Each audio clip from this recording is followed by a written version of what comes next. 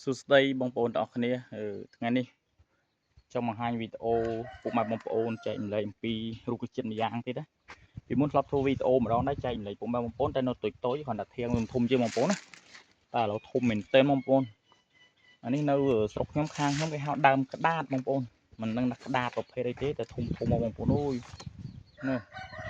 ធាងធំយ៉ាងដើមធាងចេកទេបងប្អូនណាហើយខ្ញុំធ្វើវីដេអូសារមុនដូចជាអត់នេះមើមនេះតូចទេតែឥឡូវមើមមានឡើងគល់ឡើងធំបងប្អូនណាតែហ្នឹងបើនៅស្រុកខ្លះគេចេះធ្វើញោមធ្វើអីមិនអាចយកមកហូបបានបងប្អូនតែបើយើងអត់ចេះធ្វើទេគឺវារៀងល្មោះហើយខ្ញុំឃើញស្រុកគេមួយចំនួនគេហូបដែរធាងក្តាតនេះបាទនេះវាដុះជាកូនបងប្អូនហើយខ្ញុំធ្វើវីដេអូមុនតូចទេបាទឥឡូវឡើងធំមកបងប្អូនអើយបាទនេះធំណាស់បងប្អូនហើយដើមវាល្អណាបងប្អូនស្អាតណានេះគូបងប្អូនណាដើមក្តាតនេះ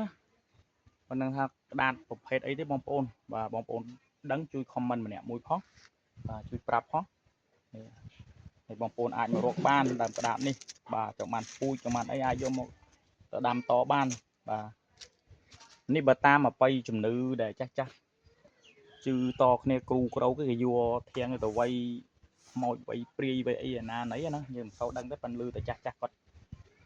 និទានរឿងតគ្នាអញ្ចឹងបងប្អូនប៉ិនដឹងថាក្តាតប្រភេទអីទេនេះប៉ិនដឹងថាក្តាតនេះឃើញល្អពេកបាទនេះគឺនៅស្ថិតនៅខេត្តកំពតបងប្អូនដើមរុក្ខជាតិម្យ៉ាងនេះគឺស្ថិតនៅភូមិប្រាសាទហឹងភូមិព្រៃក្រើសស្រុកកំពង់ត្រែកខេត្តកំពតបាទធំណាស់បងប្អូនអើយដើមក្តាតនេះបងប្អូនមើលបាទស្លឹកផាងក៏ផាងចឹងបងប្អូនអានេះពេញល្អនេះពេញឡើងហ្នឹងវាក្តាប់អត់ជុំហ្នឹងបងប្អូនណានេះបងប្អូនមើលបាទធំមកក្តាប់អត់ជិតទេនេះធំបងប្អូនបាទ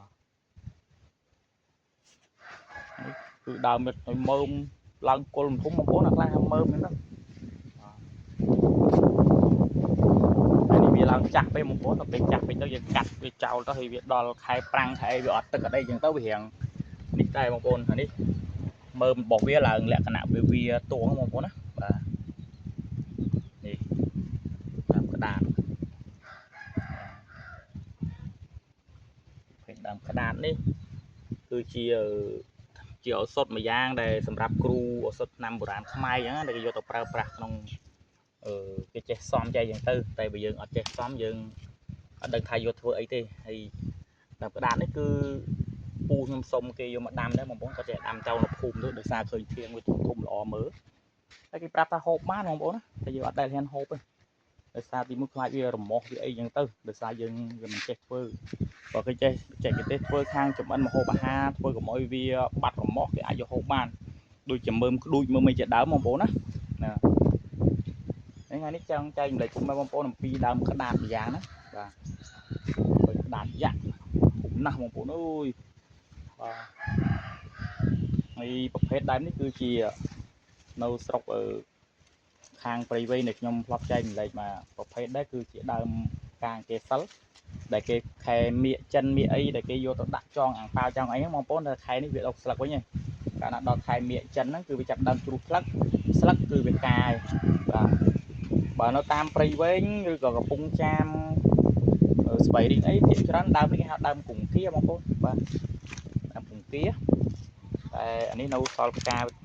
មកសរសៃដែរបងប្អូនបាទផ្លែហើយបាទហើយពូខ្ញុំក៏ដាំច្រើនបងប្អូនមិនមែនតែប៉ុណ្្នឹងទេនេះសុទ្ធតែដើមហើយផ្លែបងប្អូនអាចយកផ្លែទៅដាំបាននេះផ្លែខ្មៅទុំបងប្អូនណាបាទគឺគាត់ដាំច្រើនដើមតែគ្រាន់ថាគោក្របីយកស៊ីអស់ហ្នឹងក៏ដាំ10 20ដើមហើយគាត់លក់ខ្លះអីខ្លះហ្នឹងទៅនេះគឺជាដើមគង្គាអានេះពុកប្រភេទការកញ្ញុំបងប្អូនគឺស្អាតការកញ្ចំពីមុនដើមប្រភេទដើមការគេសិលឬក៏ថាដើមគង្គានេះពីមុនឲ្យទៅធំវៀតណាមទិញថ្លៃបងប្អូនណាគឺមួយដើមគេដូរម៉ូតូអាសង់ហុងឡាព្រីមយើងមកគ្រឿងឲ្យក៏មានដែរបងប្អូនតែឥឡូវក៏គេនៅទិញដែរតែគាត់ថាឥឡូវរៀងស្ងាត់ឲ្យតែដើមធំគេទិញតែបើដើមយ៉ាងតូចអញ្ចឹងគេអត់សូវទិញបងប្អូនបាទណែបងប្អូនវីដេអូខ្ញុំចែកម្លែកពុកម៉ែបងប្អូនមកផ្ទះ មកសបែងលេខមានតែប៉ុណ្ណេះបងប្អូនណាហើយវីដេអូខ្ញុំមានតែប៉ុណ្ណឹងបងប្អូននៅការចែកម្លែកនៅរុក្ខជាតិបាទអញ្ចឹងអរគុណច្រើនពុកម៉ែបងប្អូនសម្រាប់ការចូលទស្សនានៅវីដេអូរបស់ខ្ញុំបាទ